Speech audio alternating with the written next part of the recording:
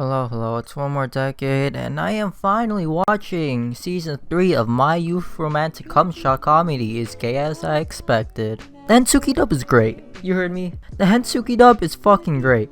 Let me say this right now. I fucking love the Hensuki dub. You sub-elitists might be commenting right now about how dubs are trash, but stand up against a fucking exercise because fuck you. When I was first exposed to Hensuki, are you willing to fall in love with a pervert as long as she's a cutie? I was looking at whatever the season anime were, and I honestly just didn't care about it and was no longer a horny 13-year-old. And so I wanted to see that big brain stuff. But here I am. I'm not 13. But I am horny. I came across Hensuki while scrolling through Instagram, but instead of finding the sub version, I found the dub. I thought that it was a fan dub at first, and so did the people in the comments, but when I watched it, it was the same voice actors and the same exact lines being said. Now let's talk about Now let's talk about some general shit about this anime. The style looks like some shit out of a hentai studio would make. So let's talk about the studio that created it. According to Wikipedia, it was animated by Geek Toys. They seem to be a rather new studio, and on my anime list it shows that they have 5 animes under their belt, and one of them being the Data Bullet movie. If you're familiar with the Data Live franchise, then you'll be familiar with this, and I think it released today despite originally me finding out that it was supposed to release in November, but like I don't know if that's the same thing or not, but fuck it. And according to Wikipedia again, they got assistance from the Animation Studio 7. So why does that studio name sound so familiar, you may ask? I think we both know the answer to that. Yeah, they're a hentai company who also created fucking Beyblade. I don't know if they were the main ones who animated it or if they just helped out, but in some way or another, they animated fucking Beyblade. No, not the original. No, not the one airing right now. I'm talking about Beyblade Metal Fusion. The Metal series, as some people may call it. Metal Fusion holds a special place in my heart due to it being the series that I grew up with, but that's a topic for another day.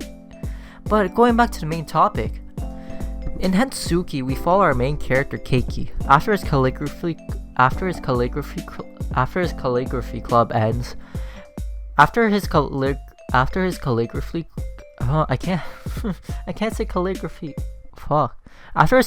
club cleans up the mess that they have made, everyone begins to leave and he finds a love letter and a pair of underwear. The love letter only says, "I love you, Keiki," or something along those lines. He freaks out and the anime happens. So let's talk about the characters. For our main character Keiki, he isn't like your regular harem protag.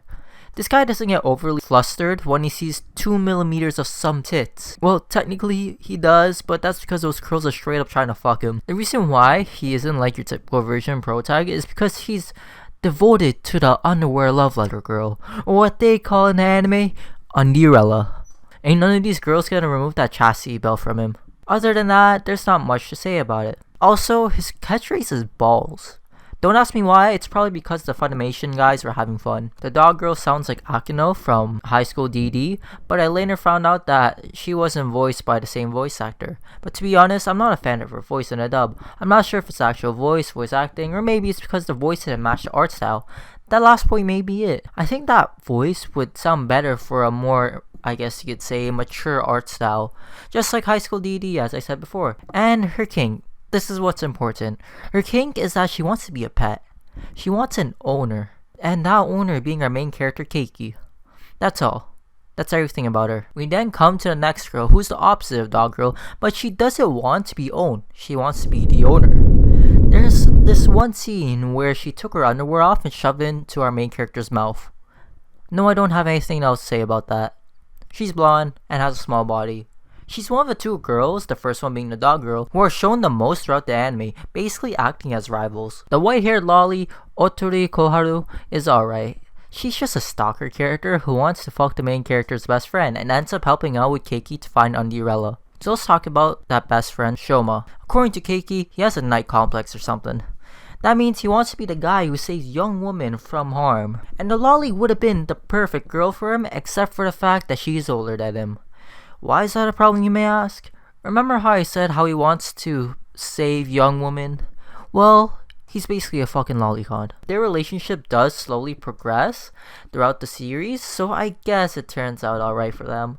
The best friend is actually the first person Keiki told about Anirella, because, you know, they homies. You gotta tell the homies everything. From the first time you went out drinking to the first time you sucked a dick. You know, the usual. But still, Shoma is a homie. No homo, but I would die for Shoma. I would fucking suck 20 dicks if he was in trouble. I would break my kneecaps for him. It's not like I would let him destroy my boy pussy or anything. No, not at all. The vice president is also alright. She has an odor fetish where she gets turned on by a guy's smell, and I'm just saying, I sweat easily, so if you're like her, call me. She really does have the weirdest kink out of everyone else. Though she doesn't show up much, it was somewhat fun to see her around. Before we get to see much of Keiki's sister, I would totally say the Fujoshi Nanjo Mao is best girl. And realistically, if I were to date her, it would totally give me an excuse to make out with the boys, you know? She has this chill atmosphere around her. She also has a delinquent and Gairu type of vibe. Her whole shtick is that she wants to see Keiki and Shoma make out so she can have some material for her yaoi. Later on in the series, she does kinda realize that she has feelings for Keiki, but that doesn't go anywhere else because of the sister. Now for the sister. If she ain't blood, be a stud. Best girl, let me get some fucking hentai for her. She is a wifey material. I just want her to be my wife, alright? I love Mizuha's voice in the dub. It's adorable and fits the character. It makes you want to protect her. Then we find out she's an exhibitionist. I'm fine with that. In the beginning, she wasn't really shown much, but when it was time to focus on her, she really did shine the brightest. You may be asking for a more in-depth reason as to why Mao didn't end up with Keiki because Mizuha is a sister. Well, we're all weebs here. And this is from Japan, so we all know that. They are blood related. The entire anime fucking happened because Keiki removed his sister as a possibility. He didn't even know that they were not blood related, despite being the same age but having different birthdays. And the reason for this is because he thought their parents just tried really hard. Like, that's some fucking fish brain right here. You saw the title? Now let me talk about the dub. Now the dub is almost parody levels of translations. We constantly hear them say fam, which I doubt is actually what they're saying in Japanese. There are also other things that just don't sound like something you would typically hear in a dub. I think what makes this anime truly shine are the voices. They sound amateur, but not in a bad way. It sounds professional, but the script and the voices they use and the way they deliver their lines sound very much so. But I ain't saying that to suck my own dick. My voice acting is horrible. And the way characters bounce off each other with the words that they're saying makes the comedy so much better. It truly feels like they're just a group of friends hanging around and enjoying life while being hella kinky. It's just absolutely fun. They sound real and not artificial. There isn't a second where I wasn't laughing until my stomach hurt. But who knows, maybe it's because I enjoy that type of comedy. I fucking loved it when Kazuma from Konosuba just would say, "Yes, I'm Kazuma." The music is also fun as well. It's always upbeat and matches with the dub rather than the sub in my opinion. Remember, my opinion, so don't be saying shit like you're I don't know. I don't know where I'm going with this. I have nowhere to properly say this, so I'm gonna just say this now. I'm a sucker for when the opening plays at the end of an anime. For Hensuki, I fucking loved it. We got our moral of the story type dialogue from Keiki, and we get to hear Mizuha's adorable voice, telling Keiki to just fuck her. He went back to like the first episode and spoke about being girlfriendless all summer, and I feel you, my guy. Single gang, where you at? Come on, where you at? Let me... Pain. We ain't 6 feet tall, we got acne problems. But we ain't need no girl, we got hentai. And we also got the boys to tickle our butthole once in a while. Then we get that panty shot that we see in the opening, but this time we know it's Mizuha's, and yo, hold on, yo. She ain't thick, but that jiggle got me acting up. All in all, I love the dub for Hensuki. It's a combination of the script, the dialogue, and the music, which really makes the show great.